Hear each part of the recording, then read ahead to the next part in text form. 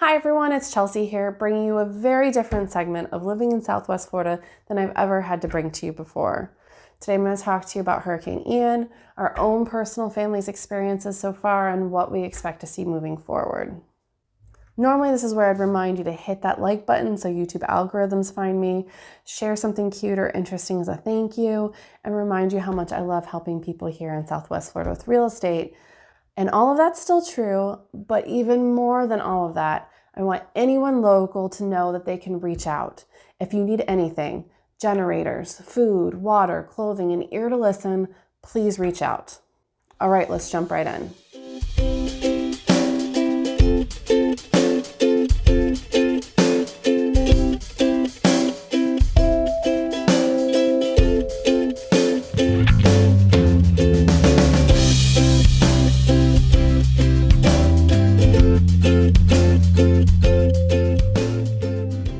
First, I want to apologize that there has been a delay in reaching you and talking to you all. I've noticed many people reaching out or commenting in the comments, and I do read them all, and we've appreciated the well wishes.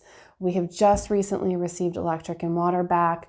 We actually do not have internet access at home, and I just got it back at work. We've had children at home who've been trying to weather the storm here, and we've been trying to help our community. So it's been a little delayed in getting this up, but I'm really grateful for you all for sticking with me and having some patience on it. I'm grateful to report that all of our family, friends, and clients have all been reported as safe and accounted for. Some of us have minor damage, some of us have more substantial damages that are going to need to be repaired, but all of us are okay, we all have homes, and that is what's most important. We did personally decide to evacuate. We watched the storm for days, we were prepared as best we could, and we considered riding it out up until the last hours. But once evacuations began and we saw the traffic was clear, we decided to go ahead and leave because we could see on those Dopplers that we believed it was going to continue to move forward, to move further south. We had so many friends and some clients ride it out, and I want to point out that I do get why some people thought it would be north of us and chose to stay. When we chose to leave, it was still speculative. The reports did still have it going north of us, and we decided to evacuate anyway because we felt that there was a trend of continual southward movement, so I didn't think it was going to have any time to slow down. We also figured that even if it didn't come all the way down to us, we would still be in that strong hurricane wall, and it was best for our small children and our pets to leave, so we did. We ultimately vacated to Tallahassee. We convinced our whole family to join us. We spent 4 days in an Airbnb with 9 adults, 8 kids, an ark of cats and dogs. The kids all loved being together. I have to have a huge shout out and thank you to Richard for allowing us all to descend upon his home. He knew we had a house full. He welcomed us all graciously. In the end, the hurricane eye came right across all of our homes in Cape Coral, and it slammed the entire region with high winds and high water. We've talked to those who've stayed, and most say it's the worst and scariest thing they've ever had to do in their whole lives. I have a friend who's shared that her kids are still having nightmares. And then on the other hand, I have a couple who said that if they could do that, they can do anything. But most say they're going to be leaving next time. I do want to add, though, that even though most people plan on leaving for the next hurricane, they don't plan on leaving the area. Almost everybody I've talked to has decided to stay. They've mentioned that there are natural disasters everywhere, that there are earthquakes and tornadoes and flooding and blizzards, and they don't feel like there's going to be any difference between a natural disaster elsewhere and a natural disaster here, and this is their home. And so people are planning on staying and rebuilding.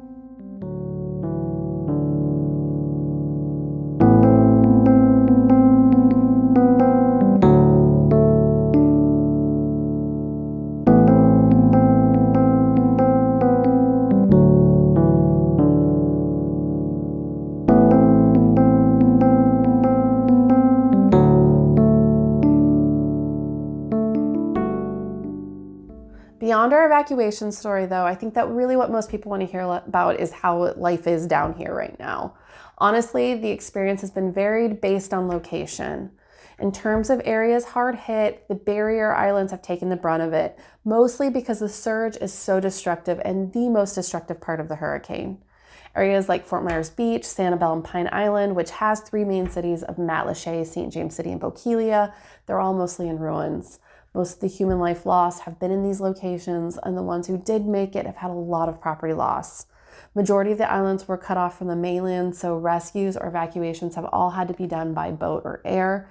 At this stage, amazingly, bridges have been rebuilt fast. I think the Pine Island Bridge was finished within a few days, and the Sanibel Causeway was just finished, and they started allowing residents on this week. So it's been incredible to see how quickly they've been able to do this. Deservedly, a lot of relief efforts have been centered around the islands. Pine Island in particular had not been a beach island like the others, but more of a smaller fishing village. And in general, it had less monetary resources than the other locations. This is a generalization, of course, but there are a lot of people who have lost a lot, no matter the location. On a personal level, I have 3 clients located on Matlacha on Pine Island that I've gone to check on, and they've all received hip height water, but they're fortunate to say that they do still have properties standing. On the mainland, the storm surge hit mostly along the river in areas like the River District in southern Fort Myers and Cape Coral, near Yacht Club Basin in Southeast Cape. My clients in the Yacht Club had water in the house at around ankle height, and the same for the clients in the Cornwallis neighborhood. I do have a personal friend whose Cape home took on a lot more water than that and is probably closer to their knee. So there are some out there that may not have been as high of an elevation or an older home that was built before higher elevation standards, and those may have had more water damage. Bonita Springs and Estero and coastal parts of Naples all either received storm surge damage or flood damage from the Imperial River floods. In the north, Myakka, Northport, Venice, and Arcadia also received massive flooding as well from the Peace River. We actually tried getting home during the Peace River floods, and even the road that the freeway used to detour since 75 was closed was underwater, so you really had to be super careful. Flooding and storm surge has caused the most amount of damage, but it is just a smaller portion of the percentage of homes here as a whole. That being said, wind damage is still going to be pretty severe, and that's going to be what you're going to see most likely. Areas like Cape Coral, Punta Gorda, Port Charlotte, you're going to find a lot of damaged roofs and downed trees and so forth from high winds. Let's talk about the areas that are in better shape. First off, I have to give a shout out to Babcock Ranch, which is a new community in Punta Gorda. They are built on some of the highest ground inland. They've got some of the builders' standards are building at the highest, most extra stringent wind requirements, and they're buried all of their electric lines, so they never lost utilities at all. 60 Minutes even did a piece on how well they weathered the storm just not long ago. Also, areas like Gateway and Lehigh Acres that are more inland, they did not flood, and so they're usually doing pretty okay. Same goes for northern and central Cape Coral and inland Fort Myers. Those areas will have experienced more wind damage than anything else, and again, since the wind damage isn't as destructive as storm surges, it's got less damages than other areas. I want to reiterate though, even though there are areas that aren't as hit as hard, you cannot drive around town without seeing some sort of remnants of the storm. Now that electric and water are back in most locations, it can sometimes be easy to momentarily forget what everyone's just gone through. But everywhere you drive, there's a reminder of the storm. Either it's a tarped roof or a neat pile of debris waiting to be picked up. A friend of mine says it seems like 99% of the roofs in the Cape have some sort of damage, and I'd say that feels true even though I don't have it substantiated. I have friends who had new roofs and they still had some sort of little minor pieces of roof damage. Our personal home had minor roof damage, a fence line that's compromised and fallen over, the lanai screens blown out, some stucco damage that allowed some water intrusion, and a kind of gross looking pool. But all of this is fixable, and I hesitate to even mention it because there are others out there that have it so much worse. We do consider ourselves part of the lucky ones. Homes aren't the only things affected though, so let's talk about some businesses. Businesses are pretty comparable to the home conditions. A majority of mainland businesses are open again unless they have damage to be repaired first that prevent them from being able to open. I do know of several that are still waiting for their power to come back on, and so they're waiting, but we did see mostly gas stations, grocery stores, home repair supply stores, all of those go up first. Many parks are open, but there are still others that are cleaning up. I spoke with Four Freedoms Park in Cape Coral last week, and they had a boat still out their window, so that needed to be removed. I drove by today. I thought I saw a crane removing it, so hopefully that's been resolved. Yacht Club's been destroyed, and they have no return date as to when they'll reopen. Lake Kennedy Rec Center is being used as a shelter for workers right now, and these are just examples of how life is still being picked up and patched up. Another big step towards a sense of normalcy is going to be getting schools back open. School districts from all over the state have sent help and have hundreds of their people at schools helping getting them restored. Our school has sustained greater damage than most, and we cannot thank enough the 100 workers who are there 16 to 18 hours a day, 7 days a week in order to get it open again today. I think that all of them are going to be opened today by the very end, with the exception of 3 schools that were deemed irreparable: Sanibel, Fort Myers Beach, and Hector Cafarata in Cape Coral. Those 3 will be opening in conjunction with host schools for now until either their schools can be rebuilt or a portable school can be brought in. There are 2 middle schools too who will be going online through the end of the month, and then hopefully they'll be able to open as well. Lastly, I want to talk about what it means for our real estate market. If you're watching this channel, then you've probably had interest in either buying or selling a home in Southwest Florida. And still, even after a few weeks from the storm, there's uncertainty on how things are going to go. First priority has been navigating current home sales. Almost every home has experienced some level of damage, as we discussed, and as such, that needs to be dealt with because there's still sellers that need to sell and buyers who need to buy. Some might be minor, and a seller may be able to just fix it quickly, but others may be waiting on back-ordered parts. Something to consider, as well as home insurance claims in conjunction to that. If a home has a claim on it, a lender is going to be unable to lend on the home until the claim is cleared. The home could still sell to cash buyers, but it's a little bit more tricky to navigate than a traditional cash sale. Homes that don't have to be held up waiting for insurance claims or to be rebuilt are going to have a premium, so new construction is going to be more in demand. Before the hurricane, I had just finished filming a market update video on how I expected our market to stay fairly stable, especially with snowbirds returning in December. We were actually starting to see little spikes of pending sales, and our sales median price had actually gone up a little bit in August. But yes, I realize that video is completely moot now. But that doesn't change my advice. The buyers will still be coming. I believe that over the next 6 months or so, it's going to be dependent on if we're just ready for them or not. People still accept new jobs. They have babies, they downsize and become empty nesters or retire. There are still many reasons why people would still need to come or go. And there will be investors who will want to come to the area looking for damaged properties to renovate.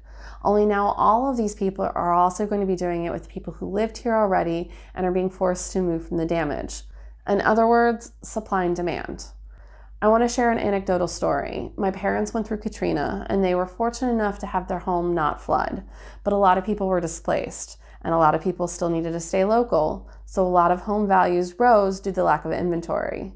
It's very likely that we're going to see similar. None of us are fortune tellers, but there is data that shows that after natural disasters, rates rise and places come back stronger. And bonus, now that the construction is going to be at an even higher level for safety standards.